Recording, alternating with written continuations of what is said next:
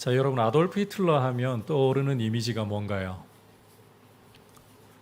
2차 세계대전, 대학살, 유대인, 저희 딸내미는 코수염이라고 하더라고요. 김일성 하면 6.25 전쟁이 떠오르죠.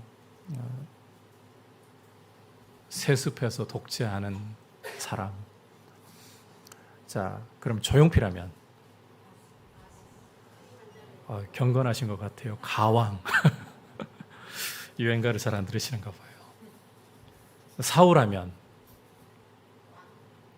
이스라엘의 초대 왕. 네, 그런데 그보다는 하나님께서 버리신 자.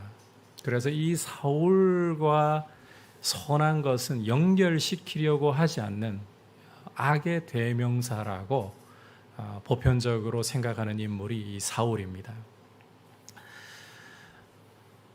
그만큼 우리 선입견이라는 것이 어떤 사람을 볼 때에 굉장히 강한 영향력을 끼치고 있구나라는 것을 볼 수 있는데, 오늘은 이 이스라엘의 초대 왕으로 사울이 세워지게 되는 과정을 묘사하는 말씀입니다. 지난 시간 이스라엘 백성이 왕을 세워주소서. 사무엘이 노년에 자기 아들들을 이스라엘의 사사로 세웠는데 이 아들들이 아버지의 길을 따르지 않고 자기 이익을 위해서 뇌물을 받고 판결을 굳게 하는 모습을 보았잖아요. 이걸 참다 못한 이스라엘 장로들이 사무엘에게 찾아와서 우리에게 모든 나라들과 같이 왕을 세워주소서라고 요구하는 것을 보았습니다. 이 요구가 하나님 보시기에는 결코 기뻐하실 만한 일이 아니었어요. 왜냐하면 하나님을 버려 왕이 되지 못하게 하는 요구였기 때문에. 그러나 왕정이라는 제도 자체는 문제가 아니기 때문에 하나님이 이스라엘의 요구대로 왕을 세워주라 허락을 하셨습니다. 그래서 이제 이스라엘의 초대 왕을 세우는데 그 초대 왕이 되는 인물이 이 사울이라는 사람이잖아요. 이 사람이 어떻게 이스라엘 앞에 나타나고 왕이 되는가, 그 과정을 보여주는 게 오늘 말씀의 아주 주요한 내용이라는 겁니다.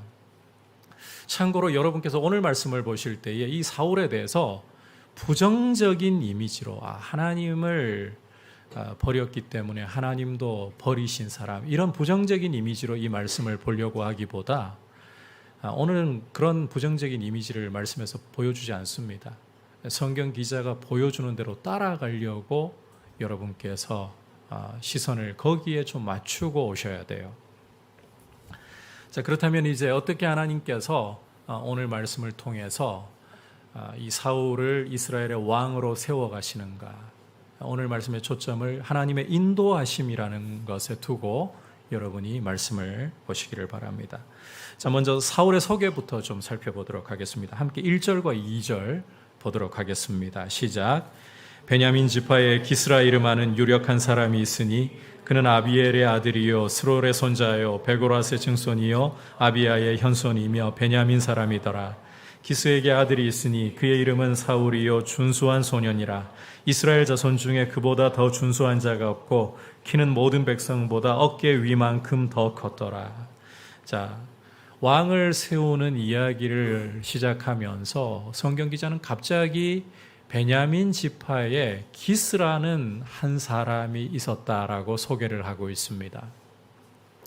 이 기스라는 사람은 유력한 사람들에게 이름이 널리 알려진 사람이었습니다. 주목할 것은 이 기스라는 사람에게 아들이 하나 있었다는 점인데 그 아들의 이름이 바로 사울이에요. 자, 이 사울은 오늘 성경 기자가 묘사하는 말씀을 보시면 키가 크고 잘생겼다. 자, 그냥 잘생긴 정도가 아니라 이스라엘 가운데 이보다 잘생긴 사람이 없다라고 표현할 정도로 잘생긴 사람이었고, 또 이 사람의 키가 어느 정도로 큰가 하면 이스라엘 사람들을 데려와서 옆에 세워놓잖아요. 그러면 전부 다 사울의 어깨 아래 내려올 정도로 키가 컸다는 거예요. 여러분, 이스라엘의 초대 왕을 세우는 이야기를 하면서 왜 갑자기 사울의 이런 용모와 신장 이야기를 할까? 이게 뭐가 그렇게 중요하다고 용모와 신장 이야기를 할까 궁금함이 일어나는 분들도 계실 것 같습니다. 자, 그런데 우리가 고대 근동 지역의 사고를 알고 보면 이해가 되는 내용이에요. 고대 근동에서는 왕의 조건으로 굉장히 중요하게 보았던 것 중에 바로 용모와 신장이 있었습니다. 그래서 고대 근동 지역에 최초의 왕이 세워질 때 보면 아주 용맹한 전사, 아주 맹렬한 전사, 이런 사람들을 왕으로 세웠어요. 여러분께서 창세기 10장 읽어보시면 니므롯이 메소포타미아 지역에서 왕이 되어가지고 바벨탑을 쌓는데 앞장서잖아요. 그 니므롯에 대한 성경의 평가를 보면 여호와 앞에서, 우리말에는 이렇게 번역하고 있습니다. 여호와 앞에서 용감한 사냥꾼이라. 원문을 따라서 다시 좀 번역을 해보면 여호와를 대적하는 사냥꾼이라. 이런 사람을 왕으로 세웠다는 거예요. 왕정이 확고하게 자리를 잡은 후에도 고대 근동 지역에서는 뛰어난 전사가 왕이 되었다. 그러면 그걸 큰 자랑으로 여겼다는 것입니다. 앞서 이스라엘이 왕을 요구할 때에 사무엘에게 전제를 하나 달아가지고 요구를 했던 거 여러분 기억하십니까? 그냥 왕을 세워달라고 한 게 아니라 조건을 하나 붙여가지고 요구를 했었죠. 그 조건이 무엇이었습니까? 이래서 제가 참 설교하기가 편해지는 것 같아요. 한번 따라합시다. 모든 나라들과 같이 왕을 세워주소서. 그러니까 이스라엘이 원하는 왕은 하나님이 정말 기뻐하시는 사람이냐, 여기에 초점이 맞춰져 있는 게 아니라 이방 나라들처럼 용모와 신장이 뛰어난 사람이 왕이 되었으면 좋겠다. 이게 이스라엘의 마음이라는 것입니다. 이런 이미지에 딱 어울리는 사람이 누구냐? 오늘 성경 기자가 누구라고 소개를 하고 있습니까? 바로 기스의 아들 사울이라고 소개를 하고 있는 거예요. 사울은 용모와 신장에 있어서 이스라엘 어떤 사람들보다도 뛰어났고 심지어 집안까지도 그 아버지가 유력한 사람이라, 이름이 널리 알려진 사람이라 집안까지도 좋습니다. 이런 사람이 왕이 되어야지 누가 왕이 되겠는가? 성경 기자가 이스라엘의 이 필요에 따라, 요구에 따라 이렇게 사울을 소개를 하고 있다는 거예요. 어떻게 보면 부정적이죠, 이야기가. 그런데 여러분, 그렇다고 해서 사울 자체를 성경 기자가 부정적으로 묘사하고 있지 않다는 것을 다시 한번 강조합니다. 그래서 여러분께서 오늘 이 사울을 보실 때 부정적인 코드로 자꾸 보려고 하시면 오늘 말씀을 자칫 놓쳐버리게 돼요. 성경 기자가 보여준 대로 따라가려고 하셔야 돼요. 그래서 오늘 여러분 이 말씀 보면서 핵심은 앞서도 이야기했지만, 자, 이 사울이 이제 왕으로 세워져야 되는데 어떻게 이스라엘 앞에 나타나게 될 것인가? 그러려면 이 킹메이커 역할을 하는 선지자인 사무엘과 만남을 가져야 됩니다. 어떻게 사무엘을 만나게 될 것인가? 여기에 초점이 있다는 겁니다. 이걸 염두에 두고 이 사울을 보시라는 거예요.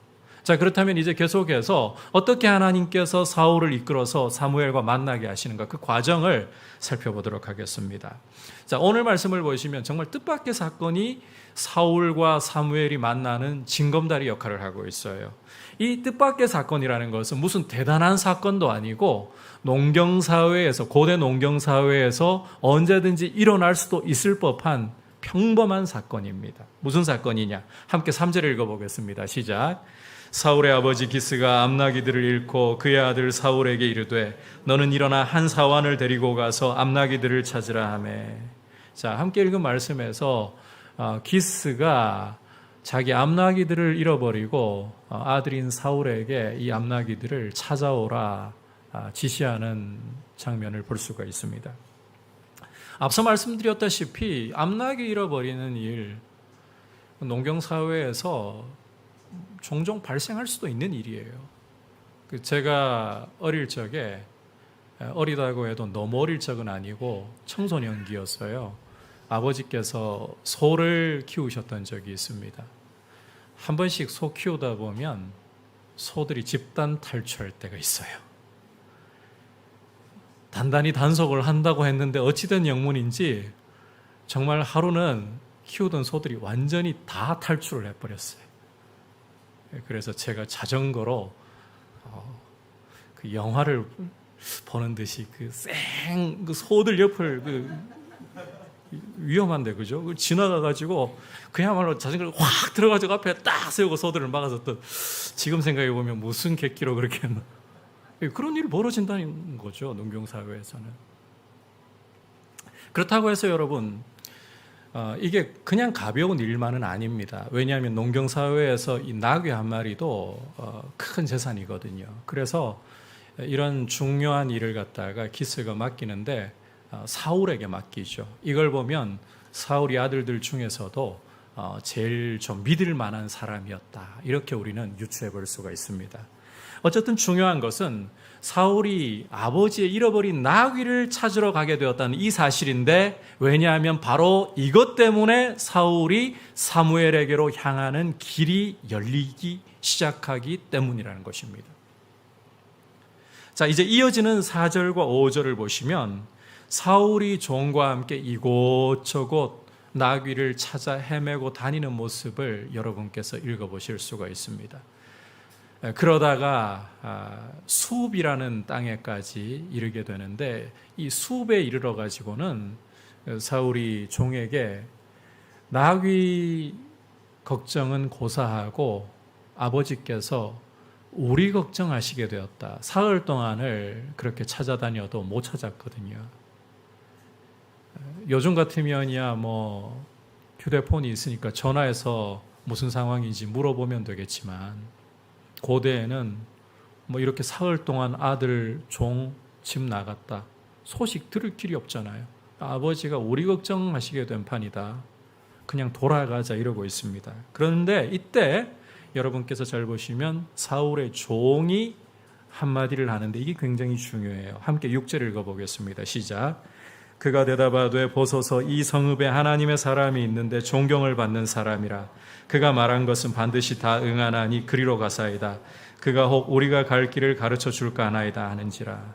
자, 종의 말을 들어보면 사울과 종이 당도한 이 숲이라는 땅에 누가 살고 있다고요? 하나님의 사람인 사무엘이 살고 있다는 겁니다. 이때까지만 해도 사울은 사무엘을 잘 몰랐던 것 같아요.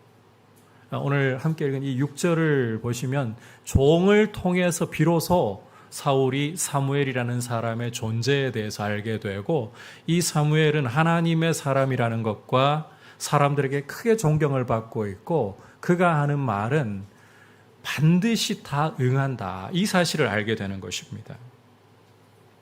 그래서 이제 이어지는 7절에서부터 10절까지의 내용을 보시면 사울과 종이 사무엘을 찾아가게 된다는 거예요. 여러분, 여기서 우리는 사울이 이전에는 알지도 못했던 선지자 사무엘을 찾아가게 되는 매개체들, 하나님의 인도하심의 통로들을 보게 되는데, 그게 뭐 대단하고 특별한 게 아닙니다. 굉장히 일상적이고 평범한 일과 사람입니다. 그 두 매개체, 그 평범한 일과 사람이 무엇입니까? 아버지가 암나귀들을 잃어버린 사건, 그리고 사울의 종이라는 거예요. 여러분 보십시오. 여기에 뭐 특별한 대단한 것이 있습니까? 아닙니다. 단속이 잘 안 되면 언제든지 나귀 탈출할 수 있어요. 그런 평범한 농경사회에서 평범한 일이에요. 사울 눈만 뜨고 부르기만 하면 달려오는 게 종이에요. 이런 평범한 사건과 평범한 일이 오늘 말씀 속에서는 놀랍게도 사울이 사무엘을 만나러 가게 되는 인도하심의 통로가 되어서 사울이 이스라엘의 초대왕으로 등극하게 되는 계기가 된다는 것이에요. 여러분, 우리는 하나님의 인도하심을 기대할 때에 평범함보다는 특별함을 원할 때가 참 많습니다. 소위 우리가 보기에 기적이라고 할 만한, 능력이라고 할 만한 일들이 나타나면 여기에 하나님이 계신가 보다. 하나님이 호렙산으로 엘리야를 이끌어 가셔가지고 너는 굴 밖에 나와 서 있으라. 처음에 하나님께서 강한 바람과 그 지진과 불이 지나가게 하시잖아요. 엘리야 생각에는 하나님이 시내산에 강림하셨을 때 산이 진동하고 그 지진이 발생했잖아요. 그리고 산 위에 불이 있었잖아요. 그러니까 바람과 지진과 불, 이러한 곳에는 분명히 하나님께서 계실 거예요. 안 계셨어요. 우리도 마찬가지예요. 우리도 바람과 지진과 불과 같은 특별한 일이 나타나야 하나님의 인도하심이 거기에 보일 거라고. 기적이 나타나고 능력이 나타나야 거기에 하나님의 인도하심이 있을 거라고 생각하고, 평범한 일에는 우리 시선을 잘 두려고 하지 않습니다. 평범한 우리 주변 사람에게는 시선을 잘 두려고 하지 않는 그런 경향을 가지고 있습니다. 자, 그런데 오늘 말씀을 보시면 하나님께서 사울을 인도해서 이스라엘의 초대 왕으로 세우시는 이 과정 속에서 하나님은 특별한 사람, 특별한 사건을 사용하시는 것이 아니라 너무나도 평범한 내 주변에 있는 사람을 통해서, 그리고 내 삶에서 일상적으로 일어날 수 있는 사건을 통해서 하나님이 인도를 하고 계신다는 거예요. 따라서 여러분, 특별함을 구하기보다 우리의 일상 속에서 하나님을 볼 수 있기를 축복합니다. 여러분, 일상을 소중하게 여기셔야 돼요. 이것은 오늘 사울에게만 해당하는 이야기가 아닙니다. 여러분, 특별한 사건들 이야기를 하자면 성경에서 사도 바울만큼 특별한 사람 또 누가 있겠어요? 3차에 걸친 전도 여행을 하는 동안에 예수 그리스도의 이름으로 명령하면 이 안개가 덮여가지고 박수 엘루마, 복음 전하는 것을 방해하던 박수 엘루마가 이 안개 같은 것이 가려가지고 눈을 보지 못하게 되어버려요. 예수 그리스도의 이름으로 복음을 전하다가 명령하니까 루스드라에서는 나면서부터 걸어본 적이 없던 안전뱅이가 그 자리에서 일어나는 기적이 일어나요. 예수 그리스도의 이름으로 명령하니까 빌립보에서는 귀신 들려있던 여종에게서 귀신이 떠나가요. 심지어 에베소에서 사역할 때는 두란노 서원에서 땀 흘리면서 강론하다가 그 땀을 훔치곤 했던 그 앞치마, 그걸 지나가는 사람에게 얹기만 해도요, 귀신이 떠나가고 병이 치료되는 이런 역사가 일어나요.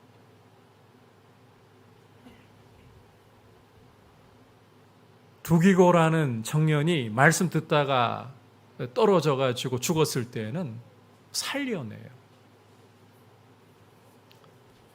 여러분, 이렇게 사도 바울처럼 하나님의 특별한 능력과 기사를 본인을 통해 많이 행한 이런 사람 누가 있겠습니까?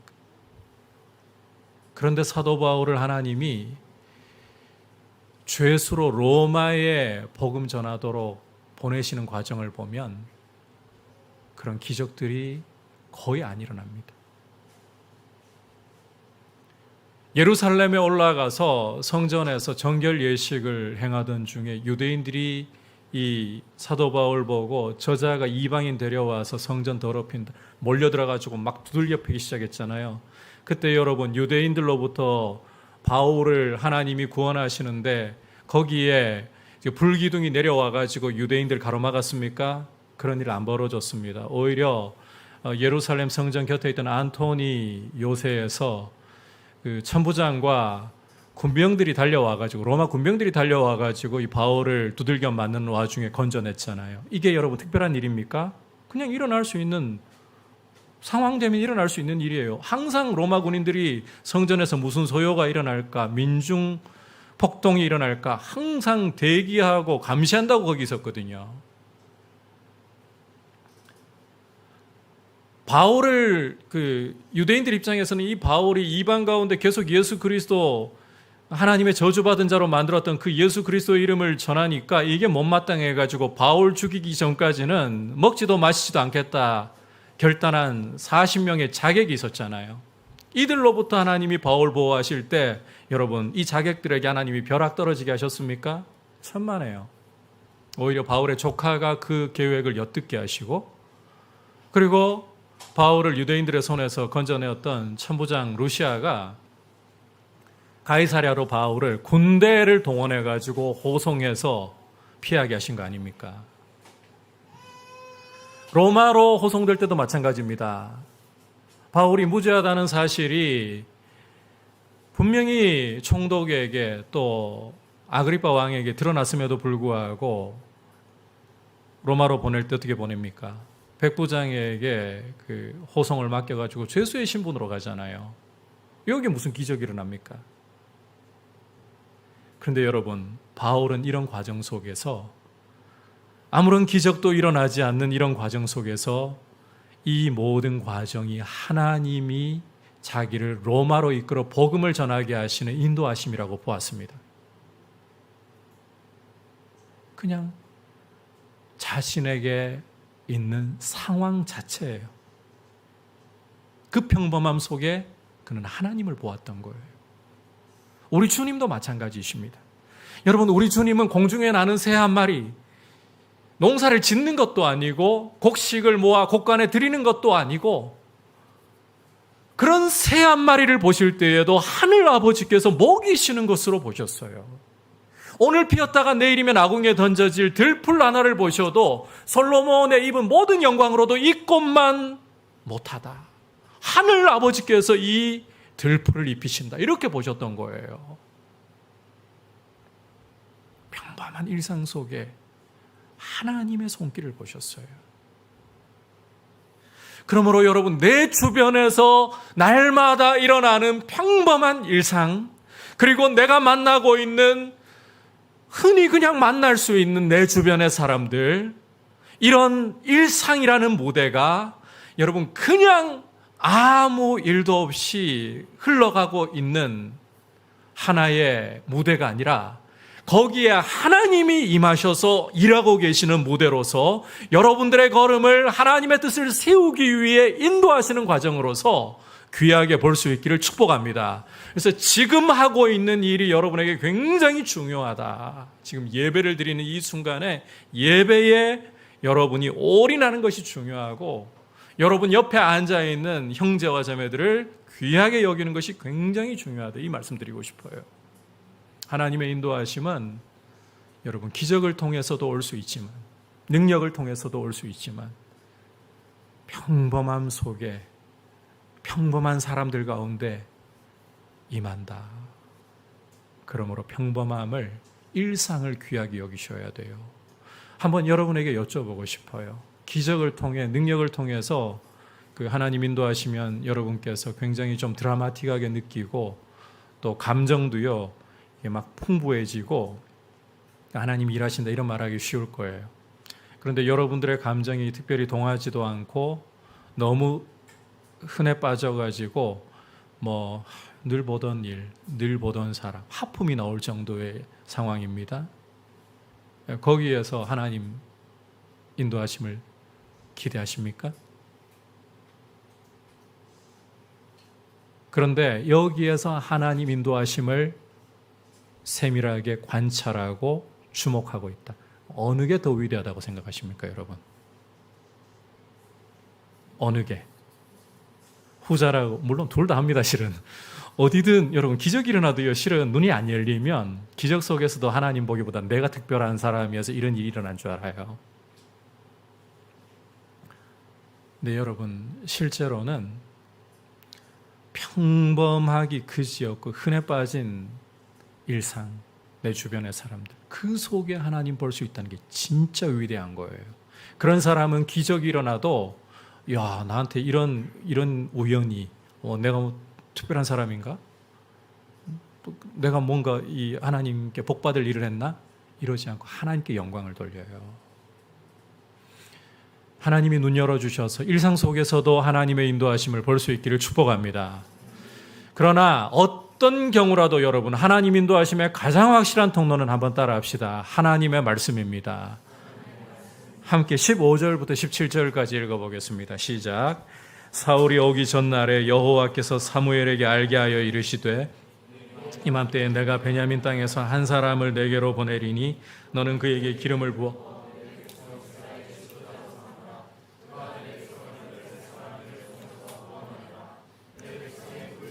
내게 상달되었으므로 내가 그들을 돌보았노라 하셨더니 사무엘이 사울을 볼 때에 여호와께서 그에게 이르시되 보라 이는 내가 내게 말한 사람이니 이가 내 백성을 다스리리라 하시니라. 자, 함께 읽은 말씀은 사울이 사무엘에게 오기 전날에 하나님께서 사무엘에게 미리 예고를 하시는 말씀을 담고 있죠. 사울의 경우를 여러분 다시 돌이켜 보시면 아버지의 잃어버린 암나귀와 종이 사무엘에게로 인도하는 하나님의 인도하심의 통로가 되었습니다. 그런데 오늘 이 사무엘을 여러분께서 보시면 사무엘에게서는 이 만남의 통로가 무엇입니까? 하나님의 말씀이 되고 있어요. 그리고 사울도 궁극적으로는 자기가 이스라엘의 왕으로서 하나님께 선택되었다는 것을 무엇으로 확인합니까? 인도하심을 받기는 이 나귀를 잃어버린 사건과 종을 통해서이지만 궁극적으로는 무엇을 통해 확인하나요? 하나님의 말씀을 통해서 확인하는 겁니다.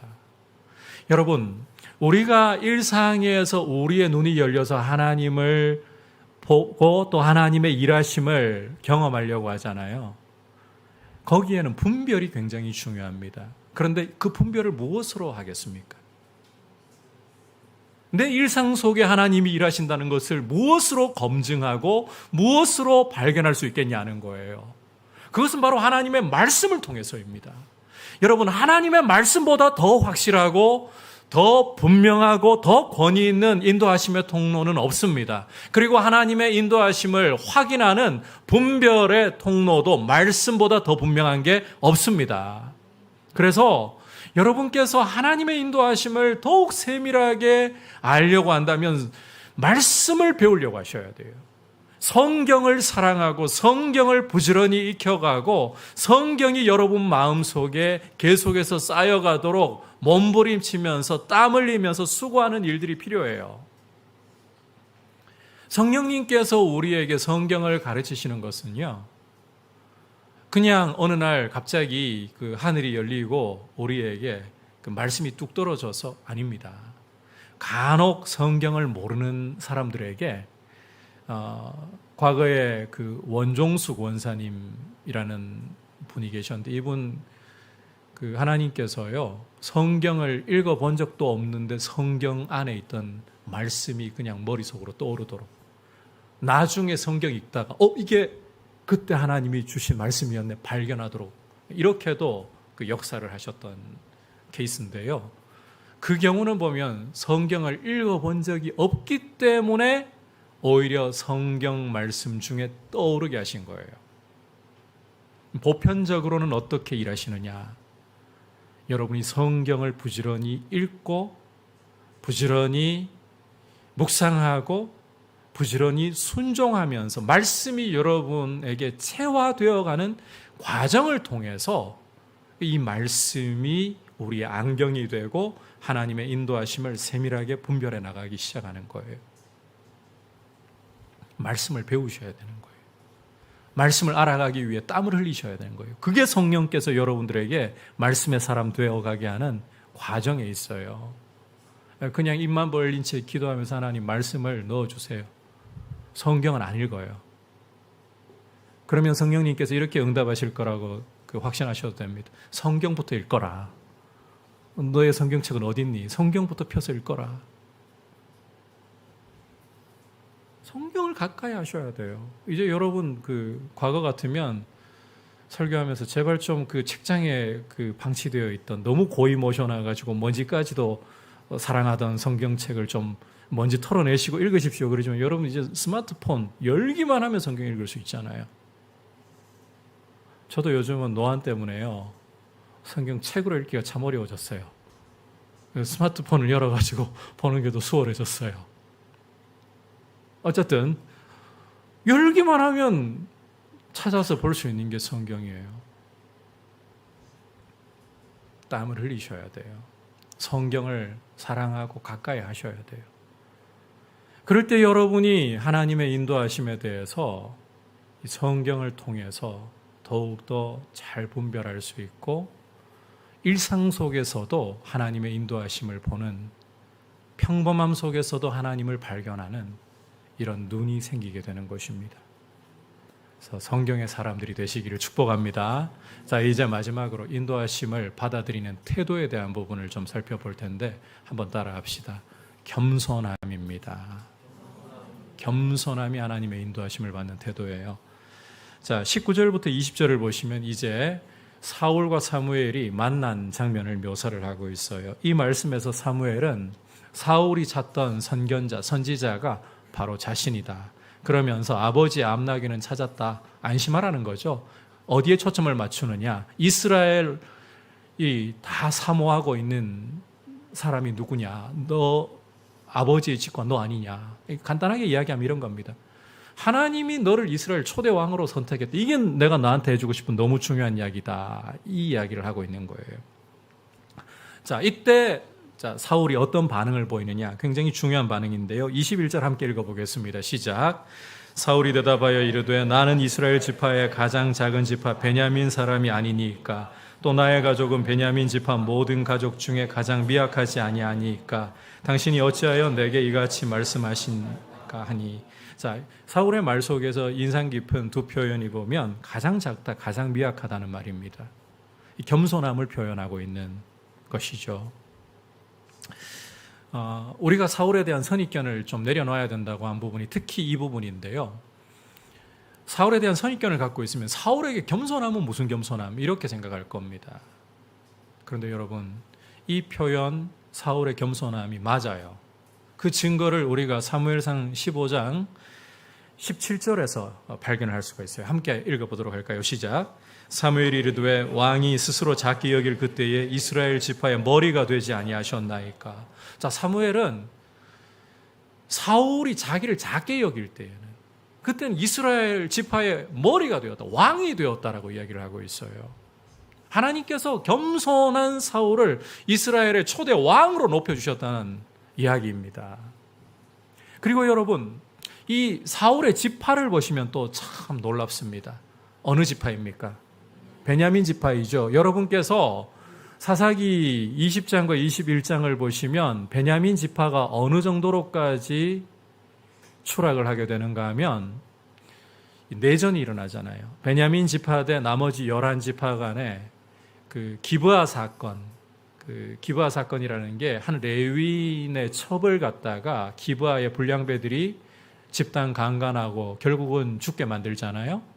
이런 악한 비류들을, 불량배들을 이스라엘 11지파가 내놓으라, 우리가 심판하겠다. 그때 베냐민 지파는 그들을 두둔하고 이스라엘 11지파와 싸우려고 했습니다. 그러다가 이 전쟁에서 결국은 하나님이 베냐민 지파를 11지파에게 넘기시는데 장정 600명만 남고 다 남자, 여자, 아이 할 것 없이 다 죽어요. 여러분, 600명 남았다. 한 지파가 600명 남았다. 이게 제대로 지파답다라고 할 수 있겠습니까?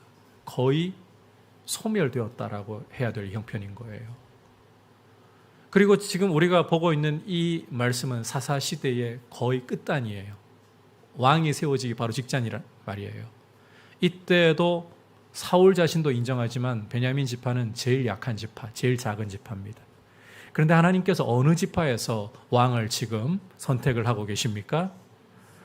여러분, 창세기 49장 보시면 야곱이 아들들을 위해서 그 죽기 전에 축복하는 기도를 읽을 수 있잖아요. 거기에서 왕의 규가 어디서 나온다 그럽니까? 유다 지파에서 나온다고 하죠. 그렇다면 어느 지파를 바라보고 기대해야 되겠습니까? 제일 수도 많고 유다 아니겠습니까? 그런데 뜻밖에도 하나님이 어느 지파? 지금 숫자가 줄을 대로 줄어가지고 이게 소멸될 뻔했다 할 이런 베냐민 지파에서 이스라엘의 초대 왕을 하나님이 내고 계시는 거예요. 하나님은 낮은 곳에서 오히려 위대함을 이루시는 거예요. 이걸 보면 하나님은 잠언 기자가 이야기한 대로 겸손을 통해서 존귀함을 이루시는 분이에요. 겸손이 존귀의 앞잡이인 것입니다. 여러분, 이것은 단순히 잠언 기자만 하는 이야기가 아니에요. 베드로 사도가 뭐라고 하는가? 베드로전서 5장 6절에서 이렇게 말씀을 하고 있습니다. 같이 읽어보겠습니다. 그러므로 하나님의 능하신 손 아래에서 겸손하라. 때가 되면 너희를 높이시리라. 여러분, 이 사실 꼭 기억하세요. 교만은 멸망의 선봉이고 교만의 길로 걸어가면 반드시 하나님이 낮춰버리시고 심판하실 수밖에 없습니다. 우리 인생이 타락하고 비극에 빠지게 된 원인이 어디에 있습니까? 하나님 없이는 못 사는 우리 인생이 하나님을 몰아내고 자기 스스로 왕이 되려고 했던 데 있지 않습니까? 교만함에 있다는 거예요. 반대로 이런 죄 가운데 있고 비참한 가운데 있는 우리 인생을 구원하시기 위해서 하나님이 어떤 일을 하셨습니까? 자기의 독생자를 내어주시는데 예수 그리스도께서 자기를 비워서 우리와 같은 사람이 되시고 뿐만 아니라 자기를 낮추셔서 십자가에 죽기까지 복종하시는 겸손함을 통해 우리를 죄로부터 구원하고 우리를 하나님의 자녀로 삼으시지 않았습니까? 그리고 여러분, 이렇게 죽기까지 복종하신 그리스도를 하나님은 지극히 높이셔서 모든 이름 위에 뛰어난 이름을 주셔서 하늘과 땅과 땅 아래 모든 입이 예수를 주라고 시인하게 하시고 모든 무릎이 그 이름 앞에 꿇게 하셨지 않습니까? 겸손이 존귀의 앞잡이인 거예요. 겸손이 하나님의 인도하심을 맛보게 하는 중요한 태도인 거예요. 겸손함이 없으면 여러분, 하나님이 인도해 주셔도 안 받아들입니다.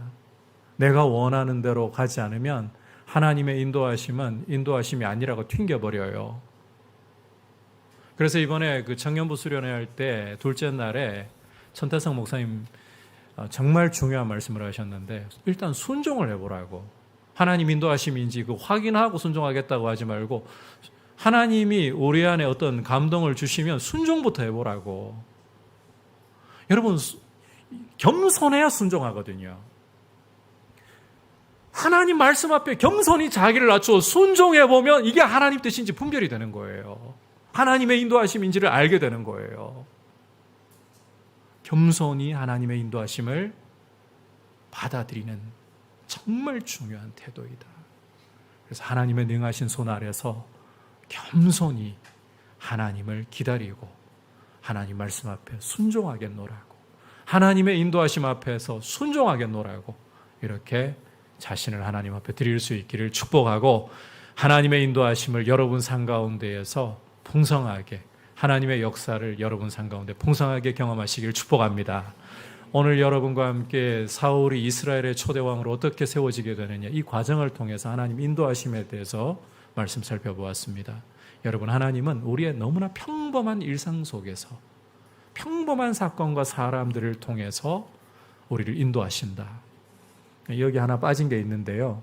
그러나 가장 확실하고 가장 우리를 정확하게 인도하시는 통로, 그리고 분별의 권위는 무엇이다? 하나님의 말씀이다. 말씀을 사랑하셔야 돼요.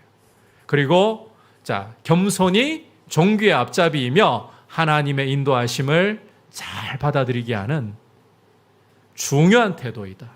겸손해야 된다. 꼭 기억하시고 주님과 함께 한 걸음 한 걸음 동행하는 귀한 복을 누리시길 축복합니다. 자, 이제 찬송